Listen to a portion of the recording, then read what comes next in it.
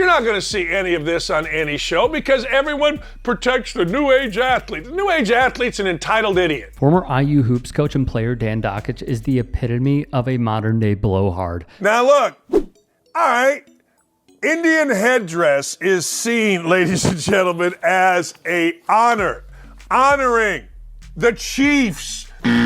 Continually proving he's out over his skis. My problem with Kaepernick is when I started watching him and listening, he's stupid. Now, it's the best interest of you, so you can win an ESPY, so you can be a victim. By this man's logic, the Arthur Ashe Courage Award is playing the victim. Is it really that big a deal? I mean, is it really that big a deal? I mean, I guess. I mean, how's it offensive? Who's it offending? But again, you're a middle-aged white guy. You better be very, very careful. From time to time, though, he gives the game away, sort of like his coaching record at IU. No shock, he's also a big supporter of apartheid-loving billionaire Elon Musk. There's going to be misogyny. Well, there already was, but it always came from one side. There's going to be racist. Well, you ever read Joy Reid's tweets? You don't think that's racist as hell? What are you, nuts? You ever see what comes out of the mouth of Jalen Rose? You don't think that's racist as hell? What are you talking about? It's okay when it was coming from one side.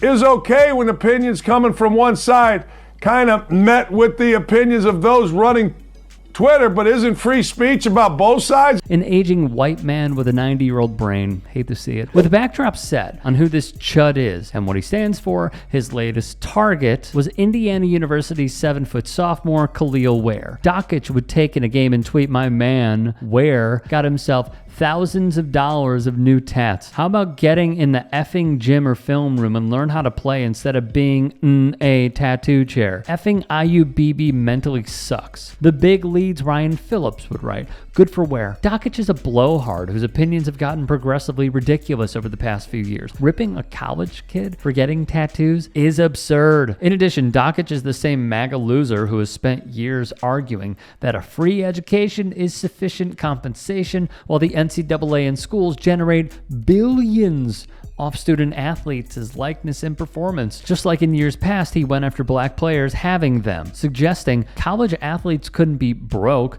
because they can afford tattoos. He included a photo of former Kentucky basketball player Derek Willis. Willis would even reply to Dakich. Not that it was needed, considering dude is off as a rocker, but the reply was gold. "Saved my financial aid money over the years, but appreciate all the free t-shirts NCAA gave me." Dakich wrote back, "That's great. Guessing the education wasn't bad. Coach is standing behind you, giving you a second chance after an embarrassing situation was good. LOL, who even are you, bro?" wrote Willis, which was met with radio silence. Former Wisconsin center and NBA player Frank Kaminsky hilariously wrote a message of his own to Dakich. KSR Morning Radio's Drew Franklin rightfully wrote, "Remember folks, Dan Dakich couldn't keep a coaching job." Local writer Greg Doyle had a really solid write-up of Dakich for the Indy Star in 2022. Here's a snippet. "When he's gone from the public eye, we'll remember Dan Dakich as one of the strangest, saddest stories in our city's sports history. And we'll remember him that way for two reasons. Doyle lists his time at IU under Bobby Knight and Kelvin Sampson, then taking over the team. But two, we will remember most his unraveling, the most spectacular part of his story. And his basketball story is spectacular, perhaps deserving a spot in the Indiana Basketball Hall of Fame, though his Hall of Fame absence is no mystery. Candidates must be nominated and then presented to the IBHOF board. And apparently nobody wants to nominate Dakich, much less argue on his behalf." Sadly, Doyle would go over how his feelings have changed so drastically on Dakich because he really liked him. Dakich opened his doors to him, gave him a spare bedroom at times. And to see this transformation over time for Doyle was alarming and troubling. And on top of this, when he was suspended for this is a quote, "failure to adhere to the journalistic principles valued by Emmis and let go nationally," Doyle believes that's when it just all unraveled. He mocked the appearance of a young Iowa State fan, an amputee, who had recently died on Twitter. And before he briefly deleted his account after another tweet, belittling a college professor in Pennsylvania for her stance on paying college athletes, then suggesting she wanted to sleep with him. This guy is gross. More from Doyle. Dakich constantly brags about his stature, his omnipotence, his show's popularity, some of the gross exaggerations he tends to make, but claims not to understand the news value locally when a former IU coach coach/prominent radio host, does something that makes headlines nationally. Somewhere along the way, Dakich fell in love with the sycophants, retweeting the small handful of people who praise him,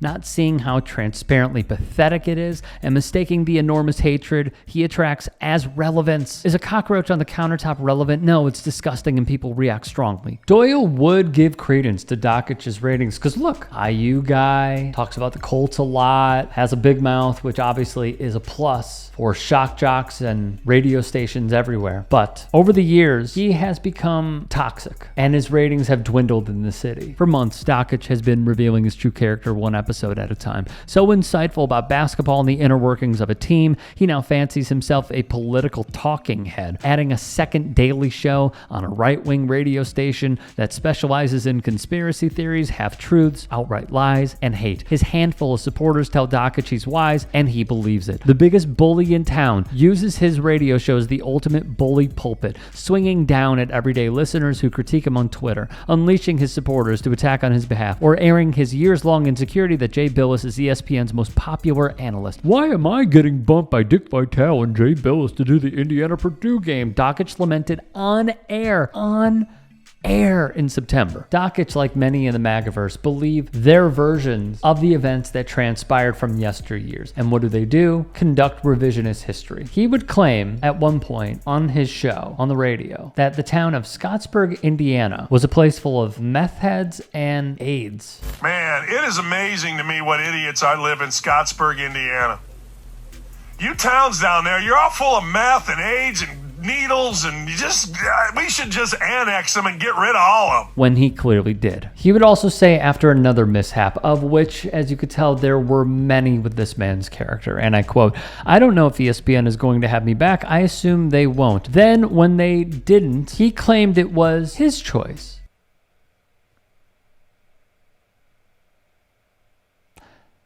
Not the worldwide leaders. MS, his employer, had to delete audio from different shows because of how offensive it was, and it could have spelled legal trouble for the station. It has been weird, as an IU alumnus, to see Dan Dakich be praised as this man of honor and integrity, and to see him turn into this. Hey everyone. If there are any stories that you want to bring to our attention, whether it is the local level, collegiate level, professional level, national level, that you think would be worthy of a story and us covering, there are so many hours in a day and only so much we see. Submit them to me. Get at me on Twitter, on Instagram, and TikTok. Send me a DM, send me a tweet, what have you. We appreciate it. Hope you have a great day.